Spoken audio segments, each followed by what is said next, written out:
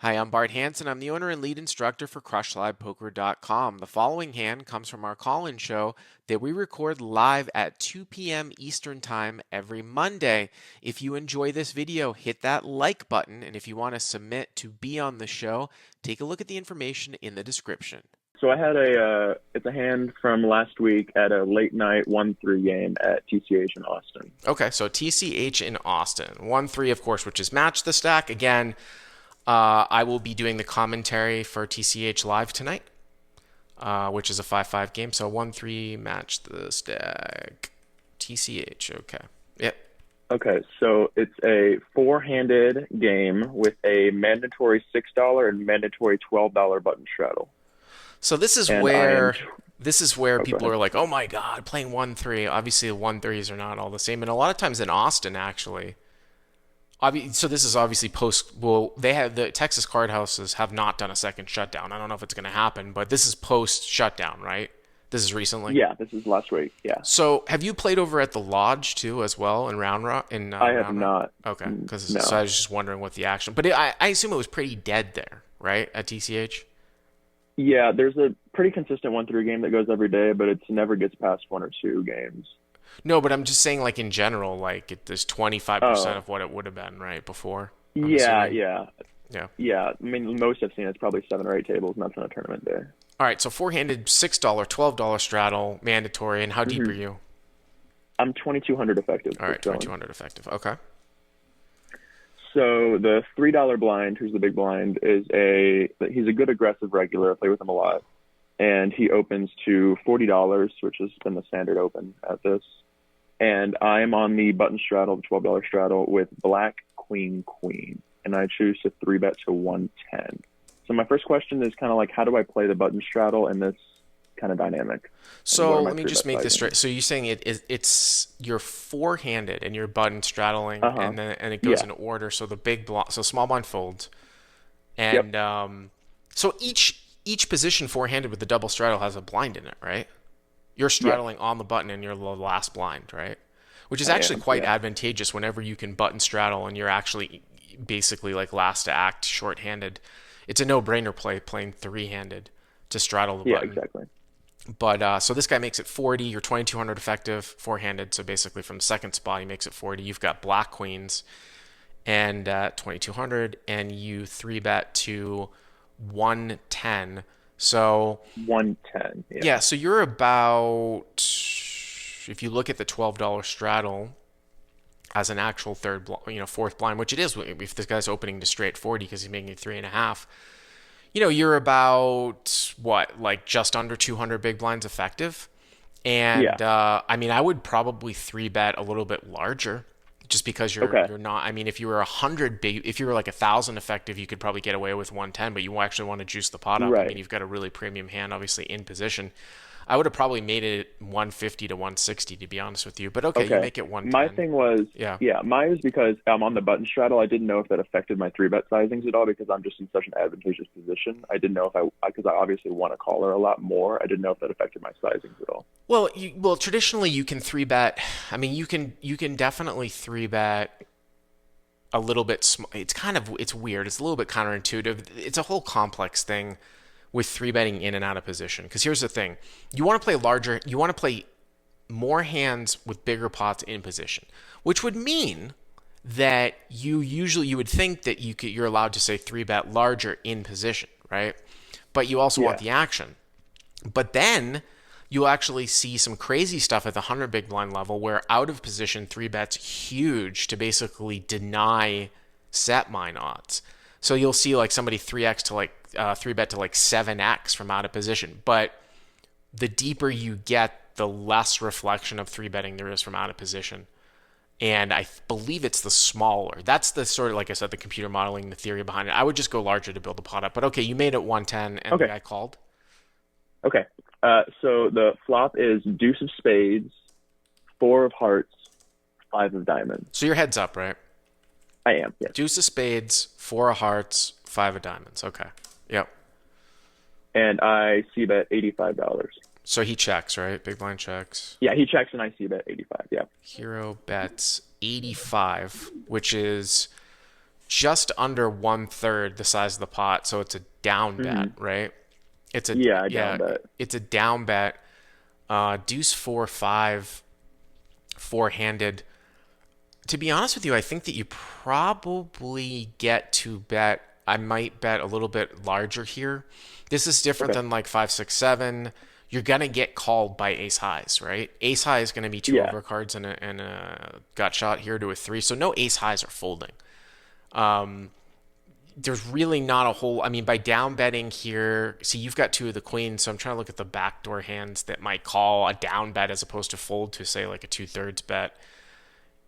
Yeah, he's supposed to probably call with two overcards and a backdoor like King Jack of Diamonds or something like that. But I gotta be honest with you, I would tend to go larger. But okay, you bet 85. Okay. Yeah, Yeah. So you think I can go like 125 there, 130, something like I that? mean, I would just try to start building a pot up to try to actually get a Yeah. bunch of money in. Yeah, yeah, like Right. maybe one like 2/3 or something like that. Yeah. Hmm. Okay. Well, Yeah. well, anyway, he does it for me. He raises me to 200. Um, Raises to and I choose 200. to That's call. really interesting. So Yeah, I thought so too. in this four-handed game with the button straddle, you're basically on the button. The guy opens to 40 with a $12 basically Hmm. blind. You three bet to 110 with black queens. He calls, so the pot's like maybe 230 ish. And the board Hmm. comes out deuce 4 5 rainbow check. Hero bets 85. Big blind raises to 200. Obviously, hero really doesn't have anything to do but call here. And now the Right. pot's gonna be probably something like $630. So what is he representing? Well, I mean, four-handed, he can have all the sets here, Right. and he can have ace three. Probably not Hmm. 6 3, and maybe like 4 5 suited. So yeah, I mean, I would say that there probably are a fair number of hands that he can have here that are very strong, whereas you three betting probably don't quite have as many. If you're not three Gotcha. betting like Hmm. deuces, fours, fives, you might three bet ace three. And also, to your sort of closing the action, like with a hand like 4 5. So a lot of your medium strength hands are sort of incentivized to call. So it's kind of interesting. I mean, obviously, I'm. Yeah, it is. I mean, obviously, I'm just gonna call here, right? I'm just gonna call. Yeah, I, So I think he can definitely have like 7 6 suited, 8 6 suited for his bluffs too. So right now I can have him on some bluffs, but maybe, but I yeah, mean, are people? I mean, I've played this game a handful of times. I don't see a lot of guys that are gonna attack boards with semi bluffs and three bet pots all that much. You know what I'm saying? Like at this against this level, it's specific player, I've just played with him a lot. He's very capable of doing it. is So he? against the field, I'd be more worried, but against this player, I Uh think huh. he's very capable. Okay. Okay. So let's go to Okay. the turn. Anyway, Yeah. turn is the seven of spades, so it brings in a backdoor, but not like crazy. Uh huh. And he leads for 485. All right. So lead for 485 into 630, right? Yeah, like or yeah, 630. Yeah, I mean, you're not supposed to probably fold over pairs. That's for sure. Like in the spot, you're sort of just calling down, and you're kind of seeing what happens as it sort of relates to the board. There can obviously be like a lot of cards that are going to diminish your hand's value here on the river, right? Like a six, a three, an ace, something like that. If the board pairs, I think it's better for you because there's less combinations Yeah, of hands. But yeah, I mean, I would most likely call. I mean, I've made like really, really exploitable folds. But if you're saying that you think the player is good, I can't imagine how you can fold. You know what I mean? yeah. I thought this was a pretty easy straight, so I just made a pretty easy call here. I didn't think there was any other option really to call. Right. Um, So the pot's right so that's just really around good. 1600, I would say, maybe a hair under. Yeah, Yeah. yeah. Okay. And the river's a five of hearts. The board does pair, and within like 5 seconds, he jams for probably 1400. So he jams for 1400. I think it's 1400. I was maybe my math's a little bit off, but somewhere So around yeah, if there. he started with Yeah, 22, 685, 8. Yeah, that's about right. So 14. So it's just under a yeah, pot size bet, right? yeah, yeah. And I'm I pretty mean, lost here's the here. thing. Like, it's so 4 5 comes in. Obviously, there's less sort of sets of fives now. They cut down on some of the sets, right? Ace three is already there. You wouldn't think that 6 7 here would turn their hand into a bluff. That's always the whole Right. thing. Now, I know that you're saying that this guy's a good player, but I always default back to if I'm in a situation like this, if the primary bluffs of my opponent, in this case, like straight draws, like for example, 6-7, right? Hmm. By the way, 6-8 gets there on the turn too, which is a double gut shot that some people might miss, right? On deuce 4-5. Right. 6-8, that would be a Yeah. spicy one. If the primary bluffs like a hand like 6-7 are paired, it it really cuts down on like how can I find the bluffs in my opponent's range, because a lot of people won't turn hands into bluffs like that. I mean, again, you're losing to 6-8, you're losing to ace-3, deuces, fours. I understand again the theory, and people would be like, well, if you're not calling here with queen queen, like what better hand are you going to have here besides overpairs? I get that, but still I do wonder if this is going to be a profitable call against most players in this particular spot. I mean, usually people don't put in big money like this. Another live intangible too is like you had sort of sussed out, like, is this game playing this big? Has it been playing this big, like kind of all night? Like, is it really like a 5-10 game? Or is this a one off? You're saying that it's been playing like this. The reason why I say that is because if it's a more of a one off where you're playing in a big hand with big blinds, that's a one off, then usually the more money that somebody puts into the pot, the more that they have it. That's just human Yeah. nature. That's what I find. Yeah, I agree. Like You in big know? straddle pots, people usually Right, raise right, with not their normal right. raising hands. Yeah. Yeah. Yeah. So I can't So really, I mean, yeah, I can't really answer this question for you. And again, this is one where I mean, if you know four-handed equilibrium ranges and you wanted to plug it into a solver to get the sort of the GTO answer about what combinations of hands are called, I mean, I would say that deuce of spades, four of hearts, five of diamonds turns the seven of spades, and now the river is the five of hearts. I don't even necessarily know if the suits of your hand. I mean, I guess I would say that it's probably slightly better that if you didn't have a spade in your hand, so that you could somehow like not block all the bluffs that he continues on with when he picks up spades somehow if he had the queen of spades. hmm But that's going to be like very almost insignificant. So I mean, I just think it's I can't really answer the question. I think the better the player, maybe the more apt that you would call here, and the more straightforward normal player, I think you just probably just lean towards folding. yeah, I tend to agree.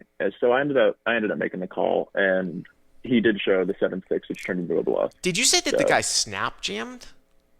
yeah, I would say about 5 seconds. I wouldn't say a snap, Okay, but he that's usually different. thinks That's about it a little different. bit more.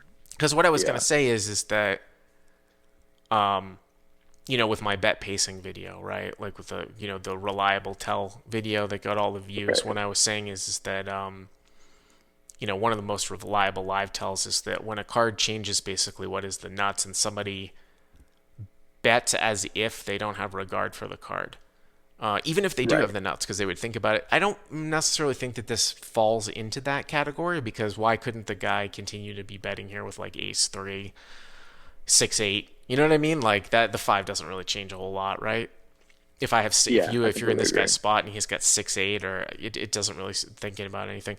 So you call, and he has 6-7 that he turned into a bluff. 6-7 suited. That's right. Yeah, I thought it was really weird. Yeah, but so That that's like the is one bluff you really, could have, I really guess. odd. I don't know. I don't know if he's supposed to do that with 6-7, because I feel like 6-7 might have some showdown value here too. Like jamming 6-7 here, or excuse me, going for this much money here for 6-7. It may be supposed to be checked on the turn sometimes, and then at the end, like, doesn't he beat your ace highs possibly? Like that they Yeah, when I was continue to tanking, he call. said he thought he might have been ahead. Yeah, That he thought he might have been ahead. when I was tanking, because I was having real trouble with the decision. So after I was tanking for so long, he was like, maybe he has ace king. So that's why. Well, So that's a that's why I was really confused by the jam. strange. I mean, whenever you get into a situation, we always talk about combo bets and combo raises sometimes on CLP, which basically means this concept, but it doesn't apply to the river. That sometimes you can actually get better hands to fold and worse to call in the form of draws. But once all the cards are out on the river, it's really strange to be in a situation where he's betting as a bluff and then he thinks maybe he's ahead. something's off in that line of thinking. Yeah. You know what I'm saying? Now, I've had situations where you're bluffing. Let's say I'm bluffing, right? And then I make a bluff at the end. Now, I think my opponent's response is going to be call or fold, right? But then my opponent raises. So I have a bluff. Now my opponent raises, and because of the situation, it's extremely polarized, and my bluff might actually become a bluff catcher. Like if I was bluffing with bottom pair, if I was bluffing with ace high that I thought had more value to turn into a bluff, and now my opponent makes a polarizing move, I've sometimes called with a bluff as a bluff catcher, which was never intended to be a bluff catcher. But this is odd when he bets and then he doesn't know if he's good or not. It's almost like a little bit of button clicking, right? That is very strange. But nice hand. That's a big hand for 1-3, right? Yeah. Yeah, it's the old TCH 1-3. You should come and play the game tonight. I'm sure they have seats open. 5-5. I'm commentating. I was gonna say I might actually be on the 5-5. I'll be playing the 1-3 tonight for sure. But what's your name? Your name is Preston. All right, I'll come look for you. Preston. Or say hi to me. All right, cool. All right, cool. Thanks for the call. If you like what you've seen here, please hit the subscribe button. And if you enjoyed this call-in hand, hit the like button down below. To check out crushlivepoker.com, click on the link in the description. Use the code YTA300 to get the first 30 days for free.